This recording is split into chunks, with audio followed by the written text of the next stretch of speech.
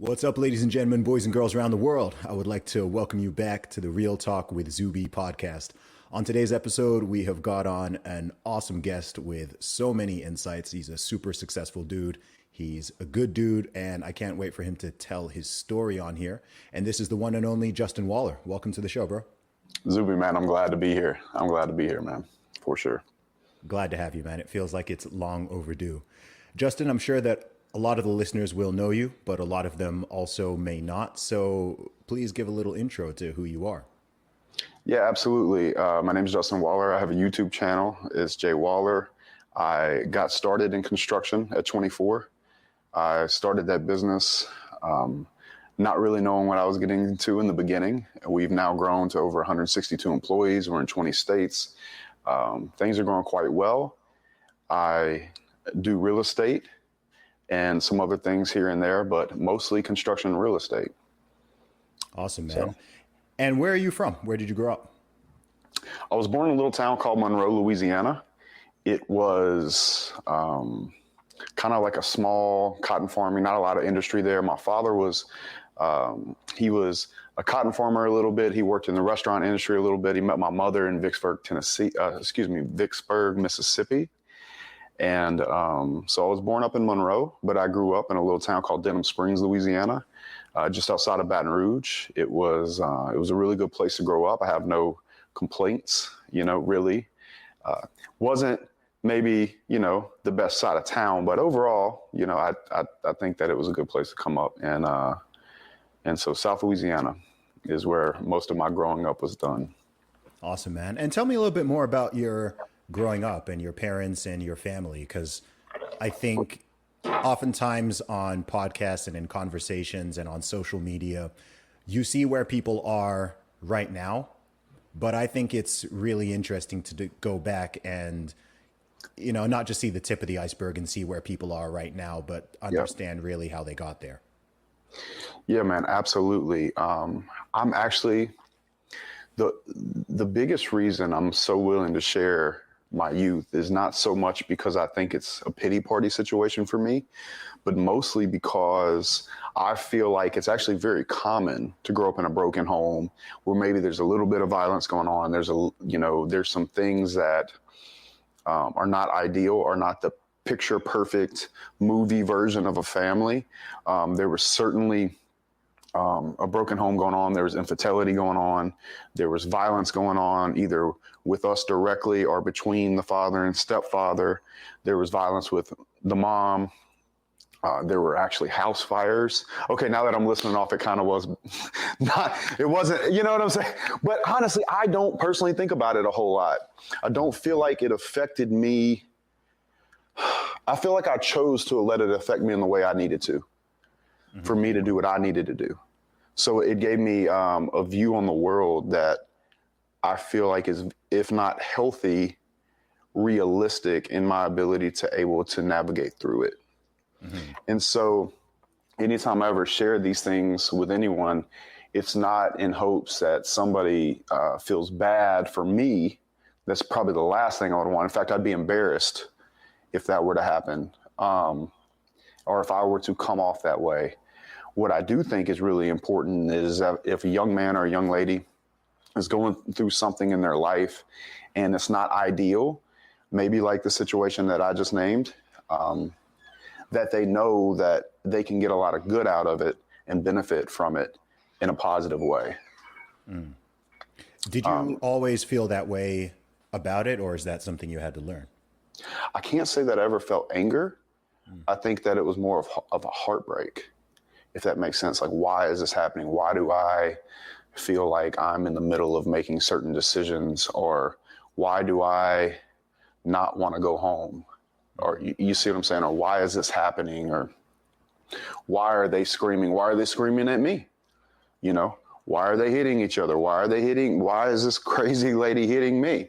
Like those types of things. And then I kind of went through like this progression of like seeing things, like there would be things happen, like particularly as soon as I started to get into late junior high and I could start spending the night at other people's house. It was my little sister that I think took the brunt of it. She's 18 months younger than me. And so like she would come to school and she might have like a little speck on her eye or something like that. And they'd be like, hey, what happened? And we're like, yo, we got to go home to this lady, you know? And it was not very male driven. It was mostly, the mother. I'll tell you, I'll never forget the day I knew that she would never touch me again. I was in high school as a sophomore. And you know how like when you get to your sophomore year and you're like playing football, did you play sports in school? I played a lot of sports. Rugby was my Yeah. main sport because I was in boarding school in the UK at that time. So rugby is the Nice. closest thing to American football. Nice. But you also hold the deadlifting record over there, I right? do. Yeah, for sure. Yes, which I'm a huge fan of. But I was lifting weights and, I was 6'2", 6'3" at the time, probably 210 pounds. And I'd said something to her. I was brushing my teeth and she said something crazy to me and I said something back. And she went and she drew her fist up at me and her eyes would always get big. And she was a strong woman. A lot of my genetics came from her. And she read her fist back at me and I looked down at her and I asked her, I said, what the insert 4-letter word are you really going to do?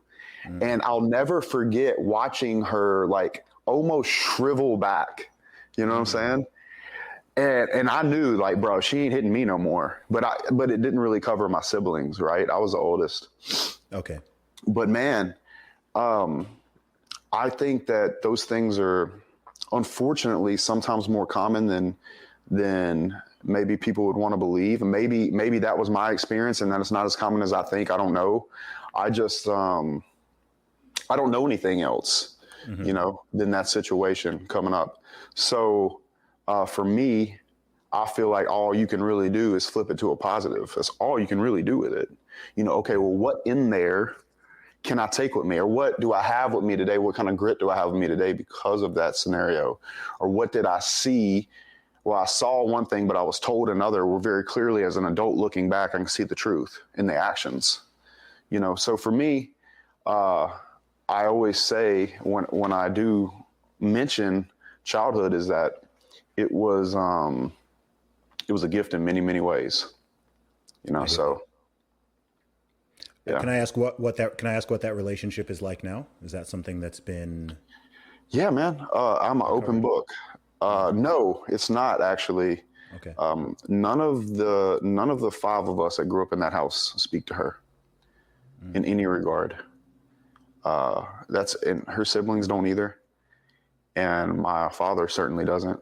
And my stepfather doesn't, to my knowledge. She can't help it, man. I think she's sick, bro. Yeah. I have no hate towards anybody in that situation, including the stepdad, including her, anyone, it's just, it is what it is, man. Yeah. So. Can you tell me a little bit about your dad? Yeah, man. Good guy.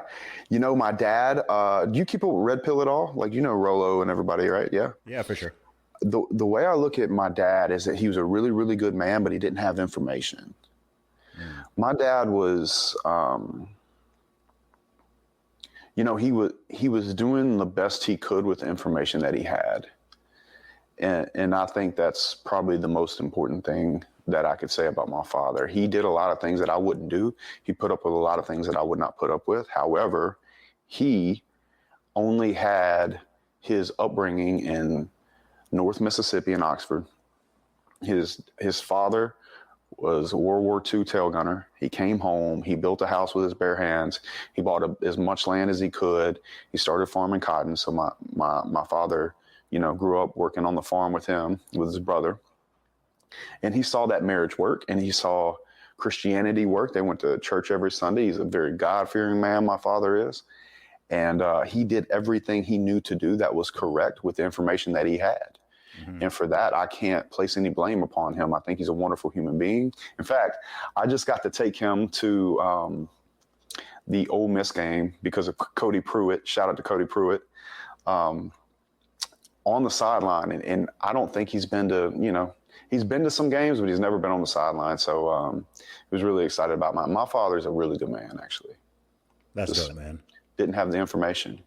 Yeah, I hear that. Well, I think there's something beautiful as you get older and into your late 20s and 30s when I think number one, you understand your parents a lot better. I find that the older I get, the more I the more I understand and appreciate my parents. I've always appreciated them. But I mean, when I think of it, I know that by the time my mom was my age, she'd already had all five of us, right? So Yeah. I'm yet to become a dad, right? I'll be a father, you know, in the future. But when I think of it, because when you're a little kid, I don't know, even someone being 30 years old, you think of, oh, 30 years old, like, you know everything, you've got everything together. Yeah. You think that, oh, that's a grown adult. And then you kind of get there and you realize, oh, wow, actually by 35, like my mom had five kids, and then she went and moved to, we grew up in Saudi Arabia, right? So my parents just left to a complete foreign country. My dad went out there first, and my mom actually traveled with the five of us by herself. Even just thinking of that, like when I see parents in the airport and they've got even just like one or two kids, and I'm just thinking, my mom like went out with five of us, right? I'm a baby, and you know, between I don't know, a 6 month old and a 10 or 11 year old, and you've got five kids there, and you're just traveling to a country you've never even been before. You're 30 something years old, and you're just kind of taking this leap of faith, and just so many of the lessons and things I didn't really understand as a kid, I'm finding the older I get, the more I can understand that. And I think there's also something really nice in the way that the dynamic shifts when you're able to do things for your parents, and you're even able to not just receive advice from them, but you're able to give them advice, and you're able to help them out. Because when you're a kid, it's kind of all one way. You know, it's all one way. And then you get a Absolutely. little bit older. And if you've got your life in order and you've got some interesting insights and experiences, then you actually find that just as much as you may go to your parents and ask them things or ask for advice, like they'll also be like, hey, you know, like, what do you think on this? I want to get your take. And I think there's something very cool about that. You know what I think is really cool about what you just said is that, bro, your mother doing that is such a huge achievement, Yeah. you know, like worthy of going on a podcast. I feel so bad for girls, particularly in our generation, man. Like, your mom is going to have grandchildren, or if she doesn't already. Oh, she's got nine. Yeah, dude. Think about that. Think about like Thanksgiving and everybody coming there and like that. Andrew was talking about this the other day. It's like, he was talking about his grandmother, and there was like 70 people at Thanksgiving or some event they had for the family. And because of that one woman, your mom, even if none of you had children, man, there's five of you. And I'm sure, like, obviously you're very successful, bro. Just you alone would be enough for her to be like super, super proud of what she did in her life. It's absolutely amazing, man, that we don't put mothers up on a higher pedestal. You know what I'm saying? Like, I'm assuming she was a good mother. Wonderful. Still is. Yeah, you know what I'm saying? Like, she's a hero for that. So I think that's super, super cool, man. Super cool. Yeah, it's beautiful, man. And in that line of thinking, another thing that I've been considering recently, and I think this is perhaps an error or an oversight I think a lot of young people make, particularly in modern Western society, is I think that most people, or a significant number of people, only think about the first half of their life, right? I think most people I agree. I think most people think of life up until about 40, maybe 45, right? I think most teenagers, people in their 20s, they think of the first half of life, and they don't think, okay, actually between 45 and 95, what am I going to do? What's going to bring me joy? What are the things that I should maybe consider doing prior to that time in order to make sure that, you know, because people are so career focused and material focused, and it's so inward that I think a lot of people don't genuinely consider, okay, I want to do all this. And then actually when I'm like 50 plus, when I'm in my 50s, my 60s, my 70s, my 80s, my 90s, what is it that's going to bring me joy? And being someone who's from a large family, you know, my immediate family is seven. But then wider than that, my dad's one of 11. My mom is one of 6 or 7. I've got 50 something first cousins. Lord knows how many. Wow. Yeah. So that, what That's lit though, bro. yeah. So, I mean, what you were talking about before, even regarding my mom, I think, like, if I think of my grandmas, like, they have that whole Yeah. tree, you know, they've got that whole tree of people underneath them. And both all my grandparents have passed away now. And, you know, my parents are now in their 60s and 70s. But when I look at their life and I see what brings them joy in that latter half of their life, it's all children, family, grandchildren, that whole dynamic. I'm just like, wow, okay, this is why stuff is so important, because sometimes I'm hearing people talk about various things when they're in their 20s and their 30s. And again, they're just thinking up until that short time. They're not thinking, okay, Yeah. well, we live in this age where people are, what's the point of having kids, right? Oh, what's the point of that? What's the point of that? It costs money. It's this. And I can totally get where that perspective comes from. And maybe I've even had little glimpses at times where I've kind of felt that perspective. And then I realize, oh, actually, what about that second half of life? Yeah, I completely agree with you, man. I think a lot of times people think short-sightedly, even down to the simplest things like getting just outrageous amounts of tattoos, or I just don't think that they're seeing into the future very much.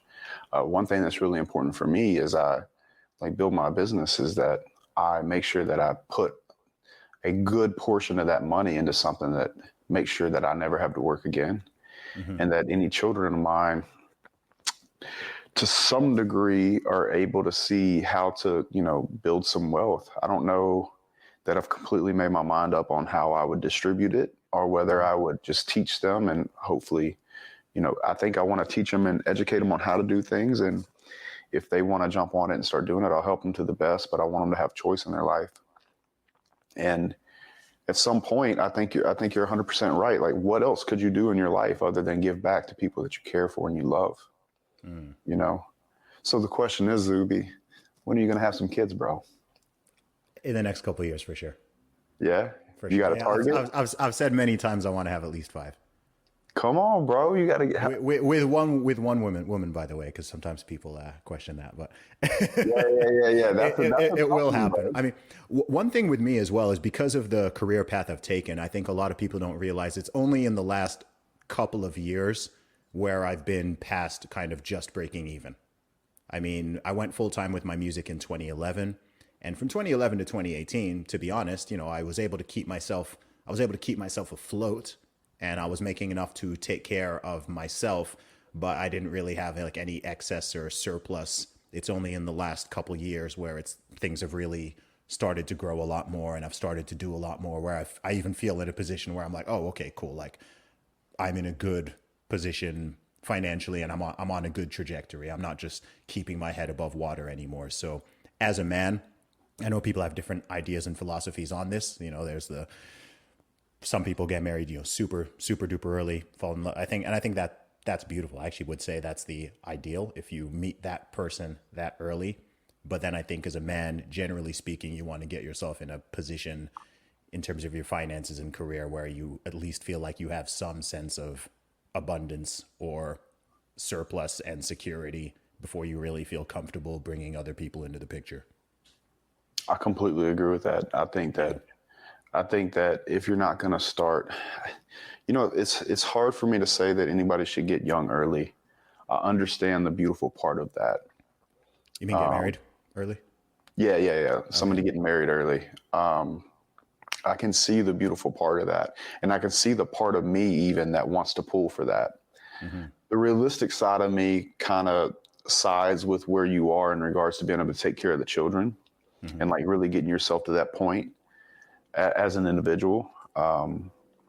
Because I think that it'll be a substantially smoother ride once the children arrive. So I agree with you fully on that. Like, sometimes if you're not going to do the true love fairy tale thing in the very beginning, mm-hmm. maybe waiting, being smart about it until you have something to really offer the children is probably what I would shoot for, especially if I were a young man thinking about having kids or not. Yeah, absolutely. And offer to a woman as well. And even to, let's be honest. I mean, we live in this time where people want to act and pretend like men and women are identical, which we know that they're not. And even to become, most men are not going to really become men who would be great husbands or fathers or teachers or anything until you're in your late 20s to early to mid 30s, realistically. Yep. I mean, at 22, You know, the difference between yourself, I'm sure, at 22 versus 32, right? You probably don't look all that different, right? But Yeah. in terms of that 10-year difference of real world experience and knowledge and ability to build up some capital and wealth, not even just financially. I'm also talking about knowledge. I'm talking about your body. I'm talking about your skill set, everything that you now have to offer the world, to the point where you can be going on podcasts and you can be going on YouTube and you can be giving advice that is valuable to people, whether they're in their teens, their 20s, their 30s, their 40s, people older than you, people younger than you. I doubt you would have been able to really do that at 22. I know I couldn't have done that at 22. No. I couldn't even have done it at 26 or 27. Same. I'm in my mid, yeah, but now I'm in my Same, mid bro. 30s. I'm like, okay, cool. Like, it's all coming together and you just become a better man. Absolutely. I think that there's so much more to the development of an individual than just their bank account. Yes. I think that going through things, getting hurt, getting dinged, learning from it, there's a lot of value to that. I think that if you've been through enough things, it can also give you kind of a stoic patience that's really necessary. By the way, I think that you have it more than most. And I have to say that it's probably due to going through things in actual real life. Man, I wanted to have a YouTube at 27. Mm-hmm. I just had that little voice inside of me that said, shut up, you need to get to work. Does that make sense? Absolutely. I've always wanted to like be out there and doing bigger things and kind of creating a name and doing all those things. But until I was to a certain place, I just didn't feel like I was qualified. And I think that anything for me, it would have been anything short of what my expectations were of myself in order to speak on the internet. Mm-hmm. I would have felt like I was a liar or disingenuous. Yes. And for that reason, I didn't. And I'm actually super proud of that. Now that I'm like talking through it with you, I'm super proud that I didn't get on the internet and start, maybe portraying something that wasn't real, because it makes it completely easy to get on the internet now and speak truth, So yeah, I think that people do need to go through plenty of things in life, the ups and downs, and able to kind of get a poise about themselves, especially if they're going to lead a family. Because you look at it as, husband, no, leader. If you're going to get married, or if you're going to pick a girl and take care of her and have children, you're now a leader. You're not just a husband. A husband is just a dude that comes home, pops open a beer, watches a game. I feel like you need to be ready to be a leader, because if you're not ready to be a leader, then she's probably going to leave you anyway. And then your kids are going to not respect you. So it's a lot to think about. But I do think that, most all the men, if they put that work in, could be in a position to lead a family, if they so choose. And I think it goes so much wider than family as well. Family is, of course, the core and the foundational building block of a society, I'd say, but it's also just being able to lead people in general, lead men and women, especially in this age of influence with the internet and with social media, podcasting, YouTube, Twitter, Instagram, all of that stuff. I mean, shout out to the young people who are, whether they're teens or in their early 20s or whatever, who are blowing up and who are doing really well on those platforms. But when you watch and when you listen to them, you can still tell, like, this is a teenager, this is a guy in his early 20s, right? You might have a lot of followers, but you don't really know what you're talking about. You don't have, you've got a level of confidence, but it's not coming from true experience or competence. When I talk to someone like yourself, even if, the first time I met you, right? The first time even meeting you, I was like, you can tell there's a level of confidence and self-assuredness, and one could maybe say stoicism, that you can't fake. It just comes from having a true level of competence. You're not faking anything. You don't need to show off. You're not trying to act up or anyway. It's just like, I know who I am. I know what I've been through. I know my capabilities. I know what I'm able to do. And therefore I'm confident. I'm not confident because I read a book teaching me how to be, or because I just learned about body language. It's just like, I am this way because this is really who I am and what I am. And I think that I think that comes through. There's no overcompensating. There's no playing up. It's just like, no, this is who I am. Yeah, man, I feel like you have to be that way, because I feel like people can see it. Well, some people can't see it, but anybody that's been around a little while can see it. Mm-hmm. And so thank you. And secondly, I couldn't agree with you more. I've met some young guys that have done very, very well for themselves, mostly in crypto. Mm-hmm. But you can feel that they're a bit brittle, or that the bubble that they achieved, or what they achieved, could be popped if things go the wrong way. And so I very much resonate with what you said, because of being in this space, I've met enough people where you can kind of feel it coming off of them, whether it took them a while, or whether they've been through some things, or whether they're really, really solid as an individual. And it's not a diss on them.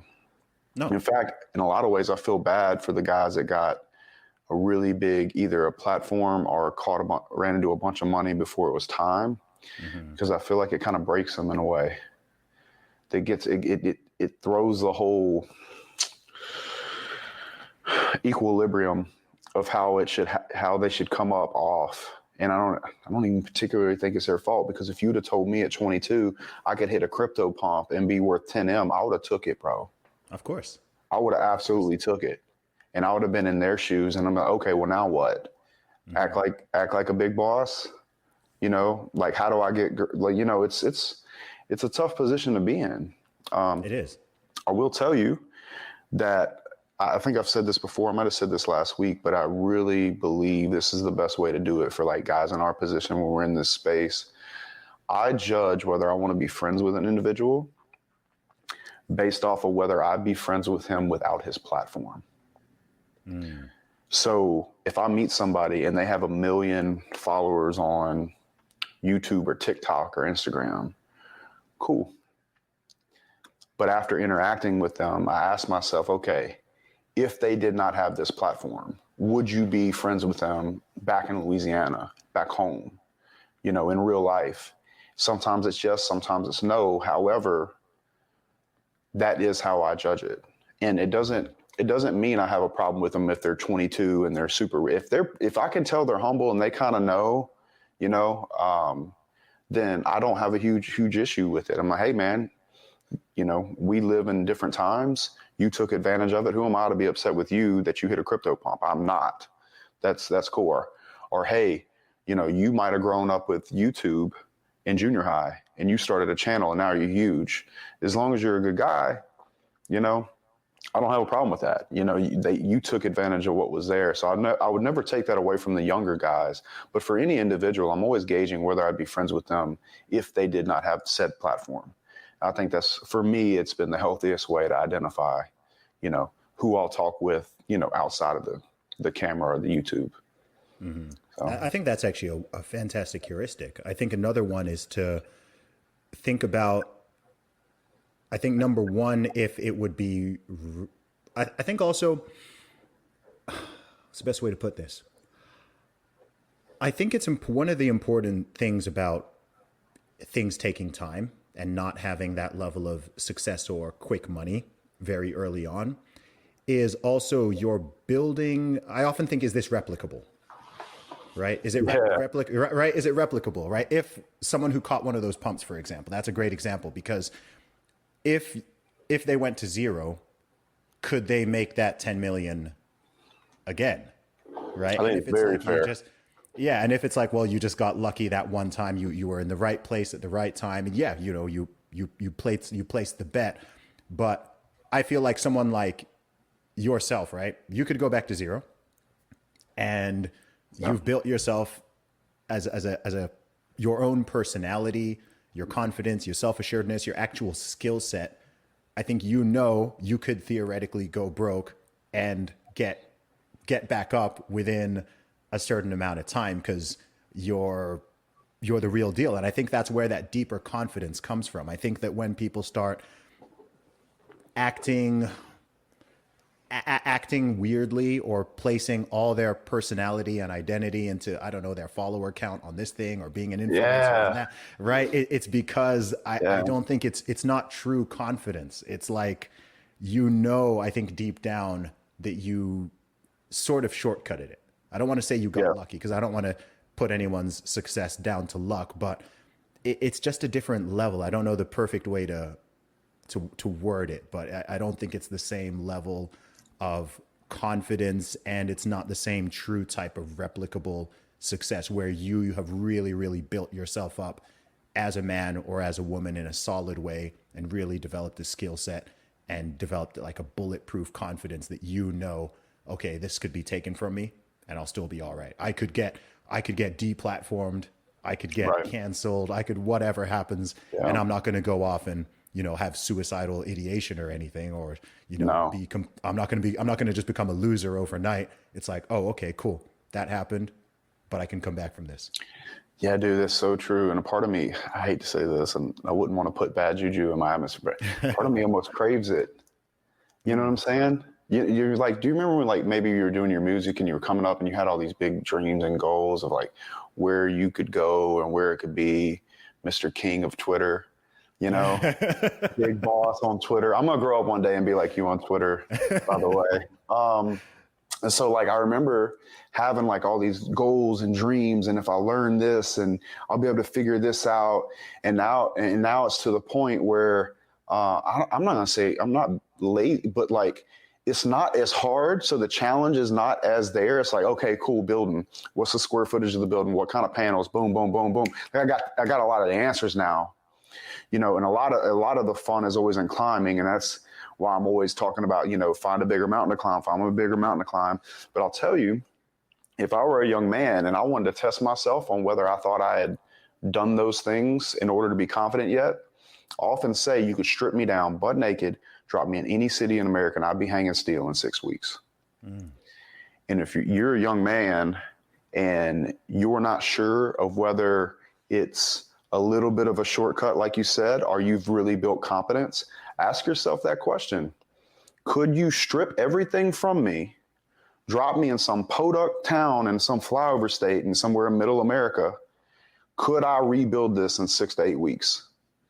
And if the answer is yes, then you're probably good to go in some regard. I mean, there's always development. I'm never going to be done developing. I'm sure you would agree that for yourself. I mean, you're never done, but in a lot of ways to figure out whether you hit it one time or it's repeatable, asking that question is something that I would do.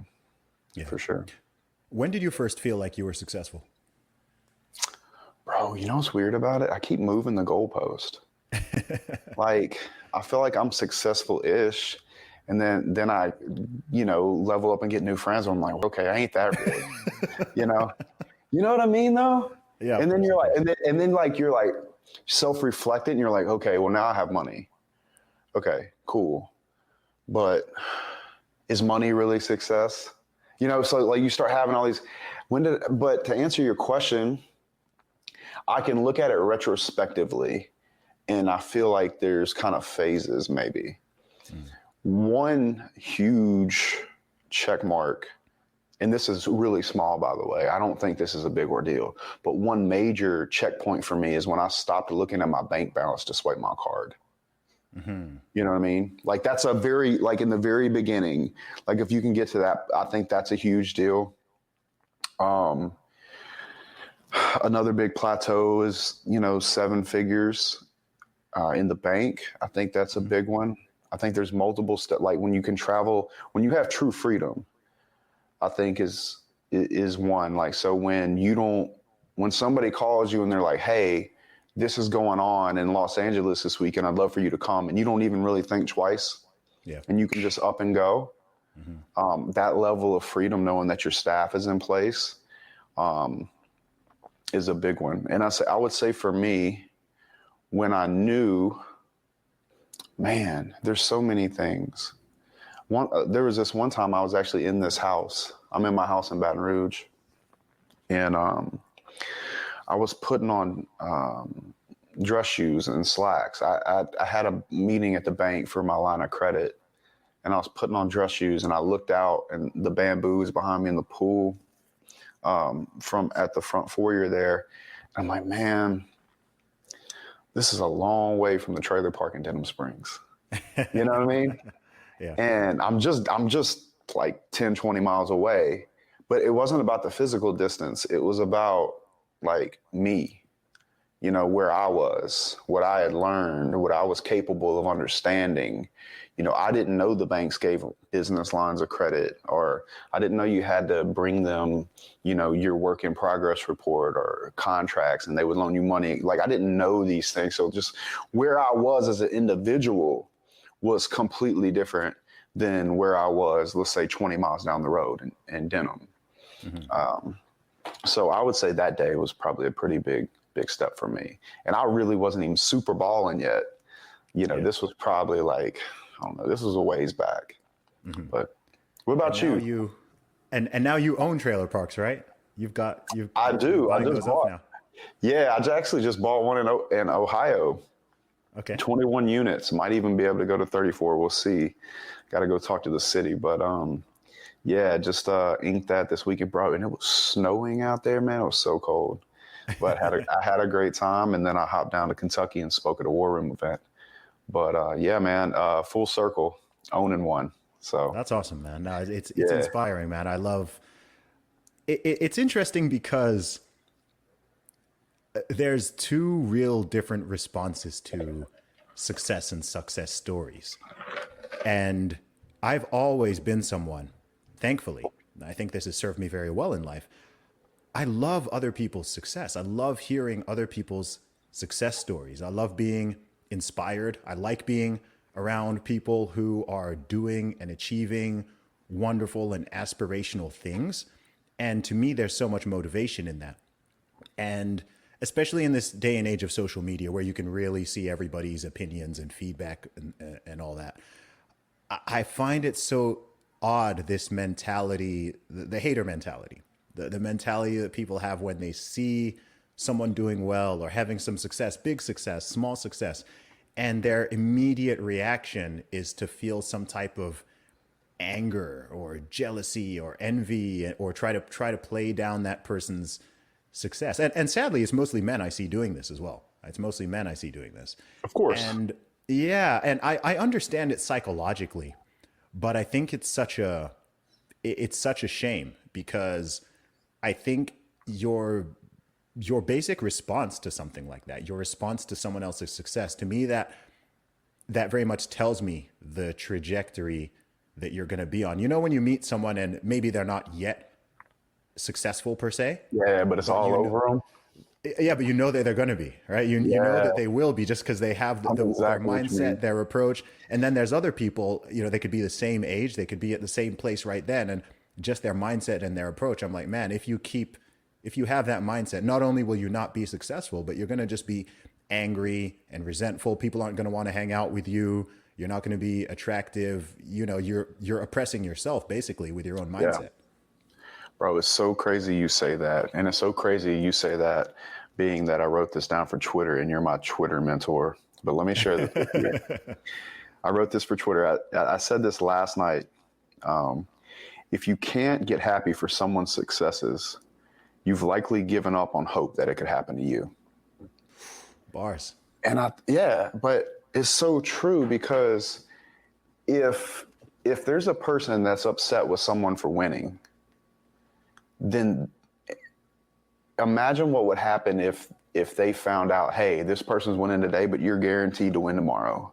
Mm. They would be happy for that person today. They'd be like, freak yeah, high five, you know? And and so for me, I feel like that people that don't get happy for other people that are winning have given up hope that they're going to. Mm. You know what I mean?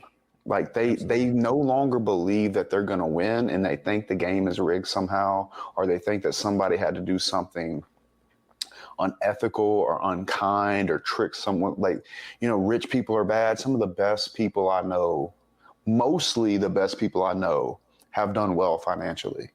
Yep. And it's just this old fairy tale that people with money, like Scrooge and all these other things, don't be guilty. You know what I'm saying? All that's really telling is a bunch of kids like, don't make any money, don't try hard, go to college and do your job and be broke, you know, because rich people aren't good people. Man, it's just not true. You know what, Justin? It's so interesting you bring that up because let me know let me think out loud on this one. Cool. I think that a lot of the beliefs that a lot of adults have, I think that they are shaped more by stories and childhood stories and media more than people realize, right? The caricature of rich people being mean and greedy and a-holes and selfish and not caring, that's a caricature. Here's another big one. How about the idea that you can't be buff and smart? Right? Yeah, bro, that's a big one. Right? That if you're jacked, you're somehow You're dumb. You're dumb. You're not I'm educated. wearing a Johnny Bravo outfit right now. Hey there, mama. So are you, by the way. Yeah. You gotta rep it. By the way, that was one of my favorite cartoons growing up.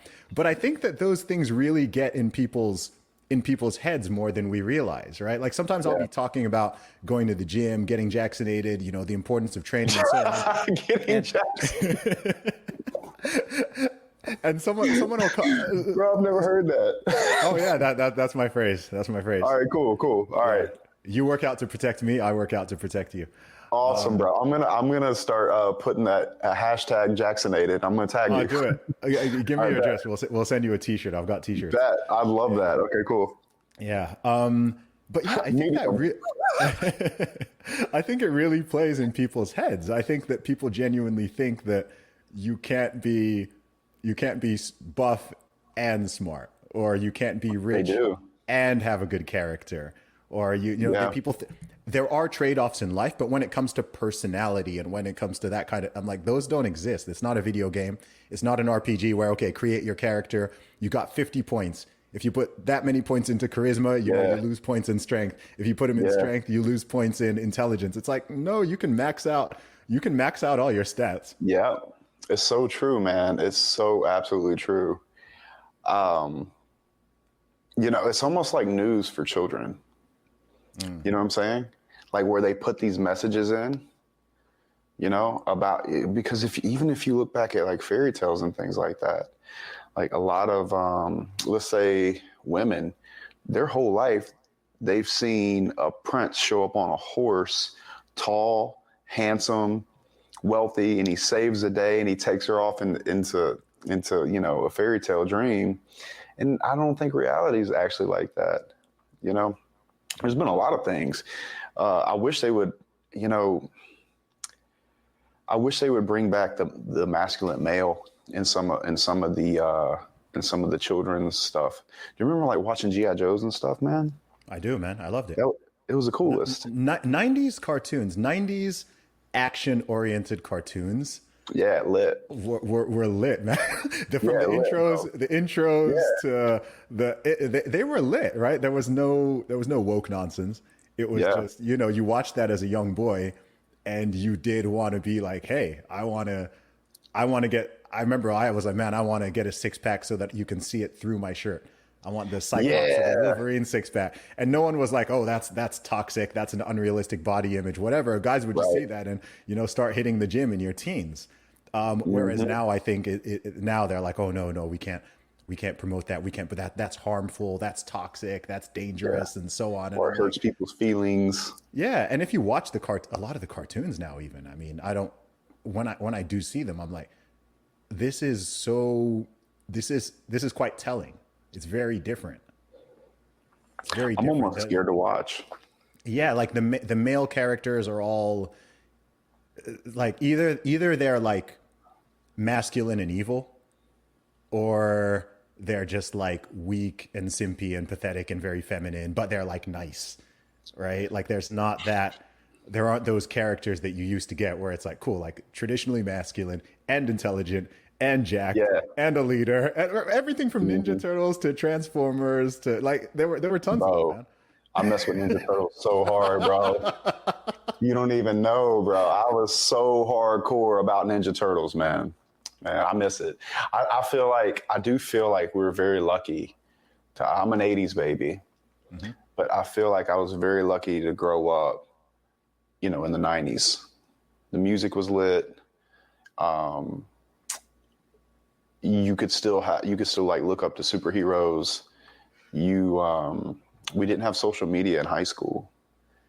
In fact, I didn't get Facebook until I'll never forget. I was in the soccer girls' dorm my freshman year, and this girl I was seeing made me a Facebook. And I was a freshman in college.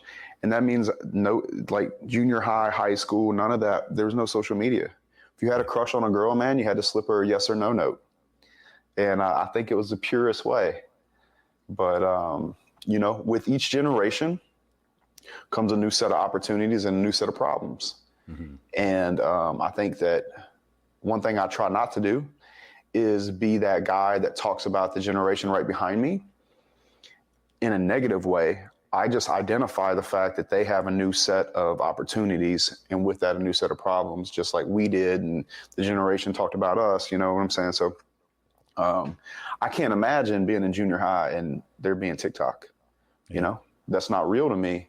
But for them, in the course of, let's say, a short period of time, their whole life is on social media, to my understanding, and I think that's why, like, it makes it easier for me. Like, if I were to lose my social media, I'd still be who I am. And I don't think it would be as like it would cost me some money, Hmm. but it wouldn't cost me who I am. It wouldn't cost me my identity.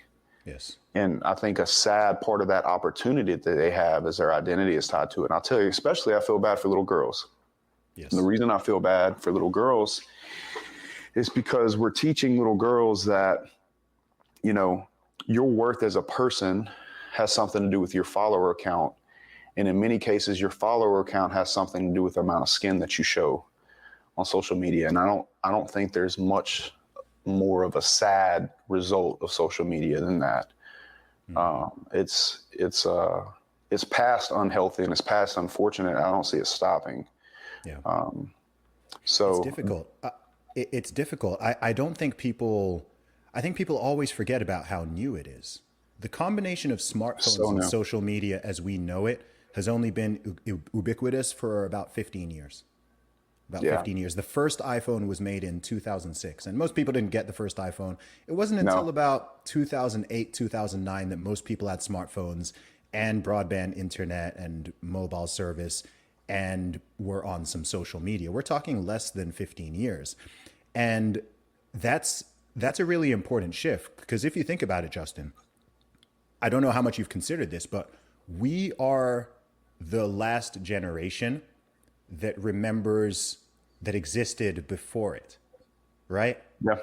Gen Z and all the generations from now on, broadband internet, smartphones, social media, that's existed their entire, the whole time that they've been conscious, alive on this earth.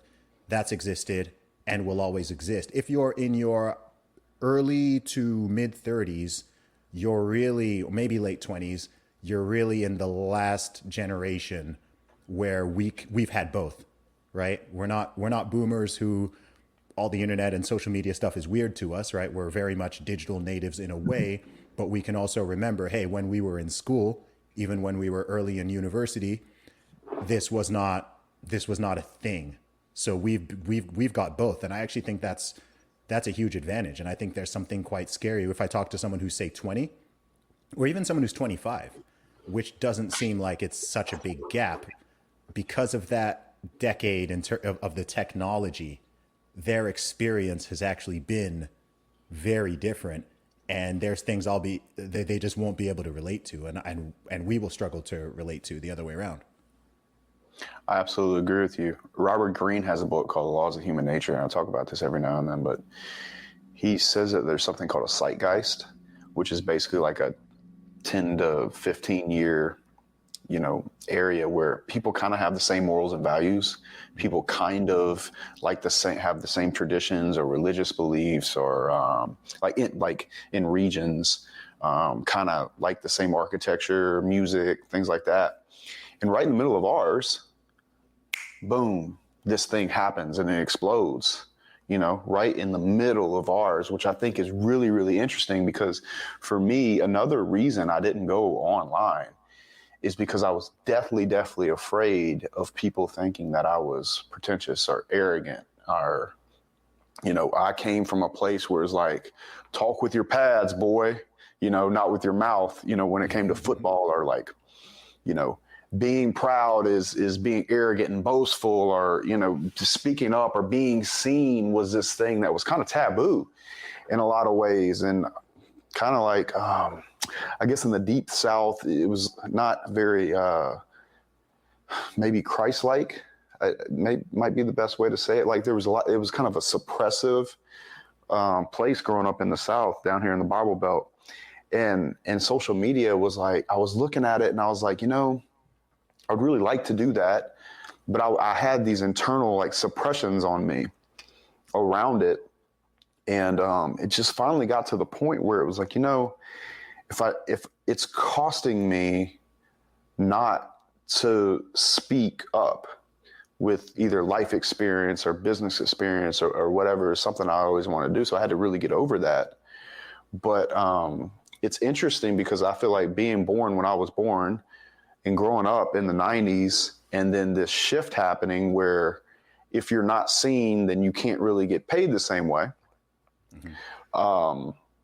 It was like these two opposing things arguing, for me, where for them, it's only going to be natural to promote everything they do on social media, mm-hmm. where it felt very unnatural for me. I don't know if you experienced that at all, but for me, it felt very unnatural to do social media at all, or at least in a way that would promote me in regards to business. Mm-hmm. Yeah, so. I understand that. I mean, with social media, because I've been doing music for a long time now, I got on board with a lot of it early, right? I remember when I had 30,000 friends on MySpace back in like 2006. Did you? Bro, they should bring that back, bro. Yeah, I was kind of popping on MySpace, man. I was often Were you? I was often in the top 20 artists in the UK. That's amazing. And then I've been on Facebook since like 2004, and so I've really seen these things change and evolve. And I don't know how much you know about my own story, but I mean, from 2006 to 2018, the way most people who knew me was because I was always out in the street in the UK promoting and selling my CDs, right? I was doing the street hustle with it. I sold over 30,000 albums, hand to hand, right? Like out of my own two hands. I've spoken to over 500,000 people in real life, traveled to pretty much every single city in the UK. And I used to just be out there on the street, talking to people, selling my CDs day in, day out. And then eventually I moved into doing it in shopping malls from 2014 to 2018. My primary income was doing pop-up shops in malls. So just being out there on my feet all day, direct sales, talking to people.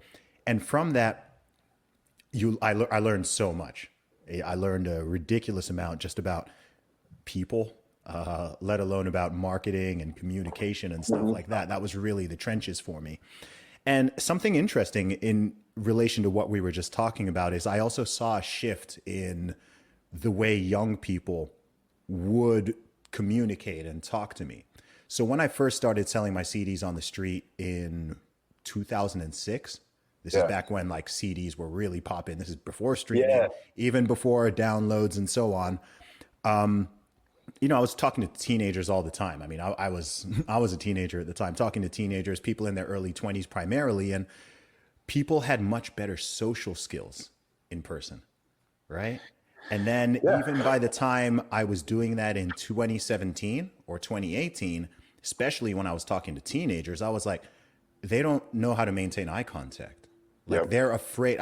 I would meet people who were afraid, lots of them. I could tell they were afraid of the human to human connection. They're used to just being on their phones behind the thing. Sometimes they'd even be like, oh, like, can I just look you up on the internet? I was like, yeah, but I'm standing in front of you.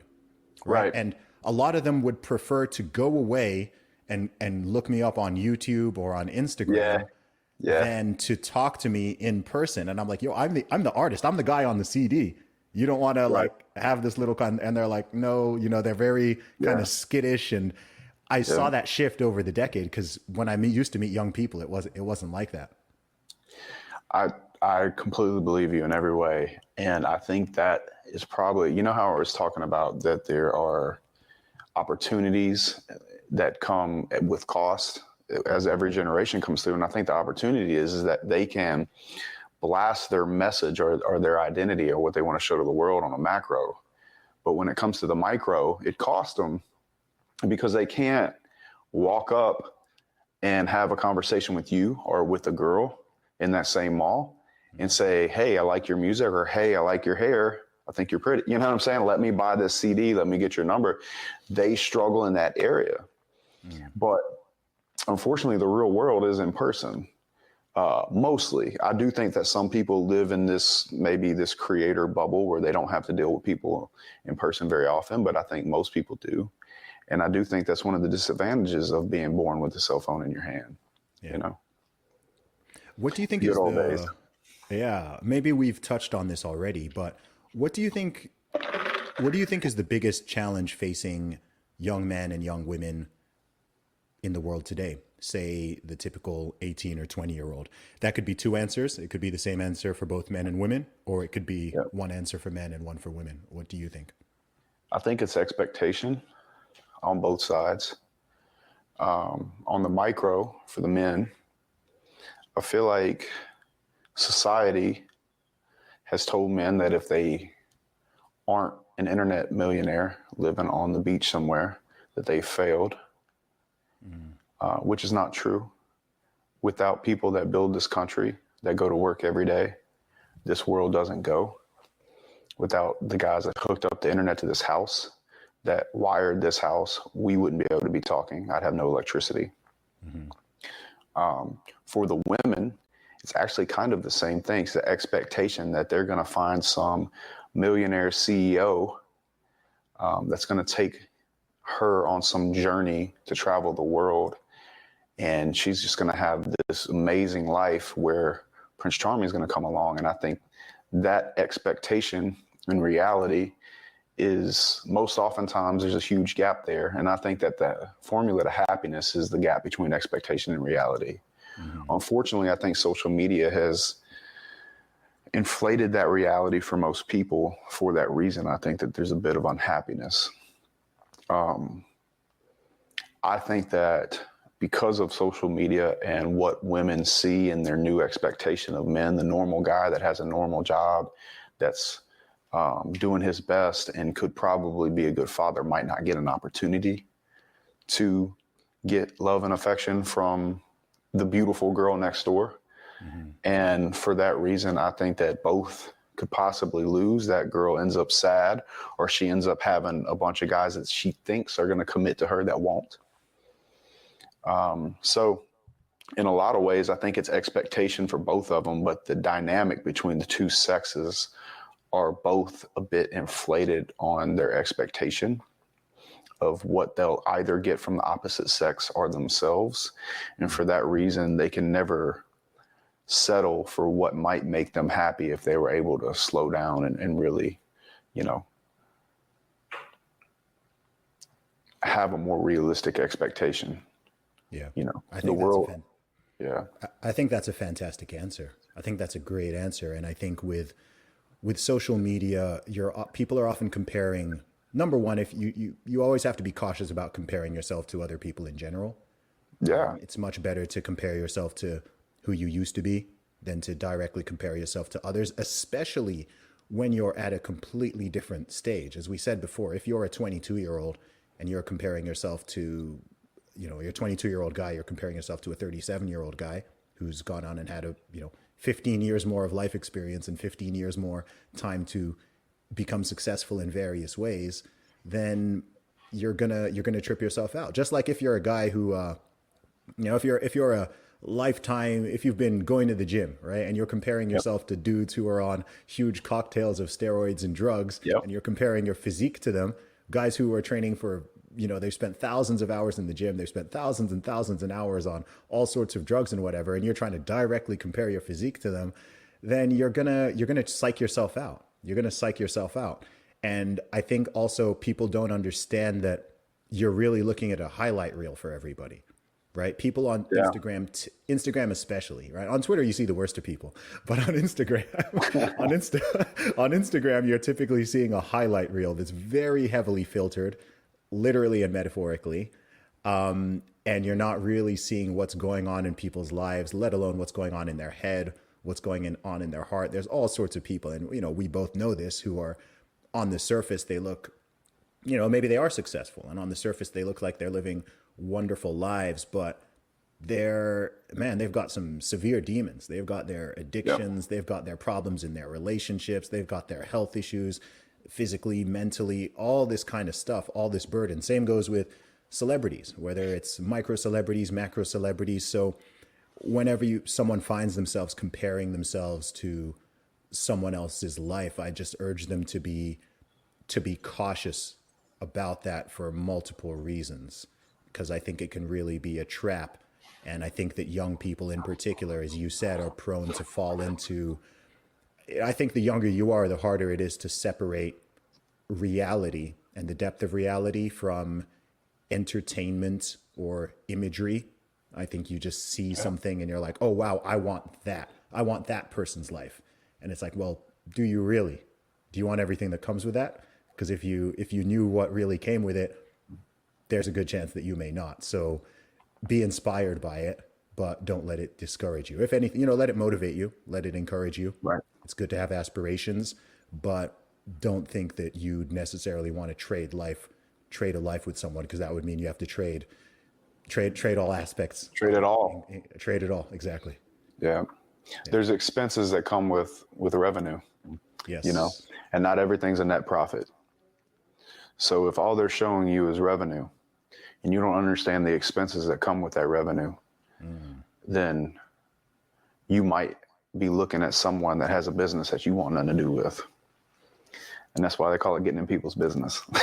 So, I mean, I think you're dead on with that, man. And I think not enough young people are able to hear from, someone like you who has a calm composure that's been through life and is probably, you're big, man, but you should probably be a lot bigger, because working on it, man, working on it. Well, and look, I feel the same way for myself. Is like, I'm not going to be overly loud and obnoxious to get the attention of a kid that's, if I'm being completely honest, might not understand me or hear what I have to say if I'm knocked them over the head with it. A lot of the people that are doing the entertainment on YouTube, that are being overly loud and overly, let's say, abrasive in some ways, outside of Andrew, because Andrew's who he says he is, but there's some other people out there that are like way louder than him. And I don't particularly think that those individuals have had the life experience, to really be giving a young man advice. But unfortunately, it's the loudest person that gets heard and followed.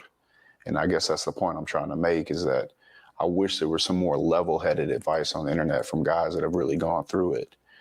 Because currently at this time, I think we're in this weird stage of the internet where you don't have to prove you're a millionaire to say you are.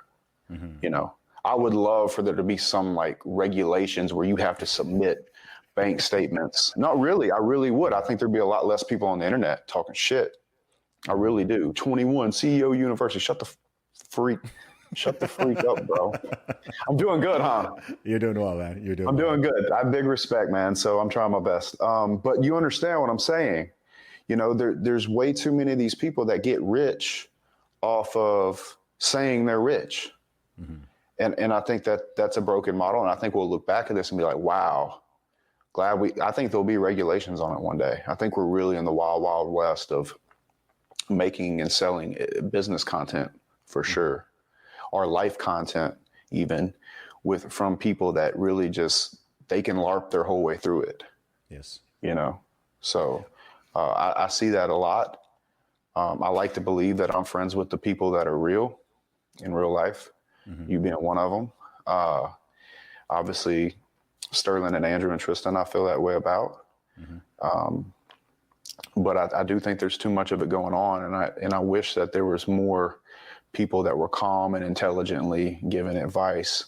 And I wish that could be heard, because I think that's probably what, any young kid needs more than anything else. I hear that, man. Well, there's an absolute hunger for it. Yeah. We've both been traveling the world a lot, and I'm sure just like you get people who recognize you, come up to you, are Yeah. grateful, are thankful. You can see that the hunger for it, man. And, millions of people are listening and millions of people are paying attention. It might not be as much as, there might not be as many people eating the steak as they're eating the fast food, but I think over the course of time, the truth and the real will prevail. And I think that Yeah.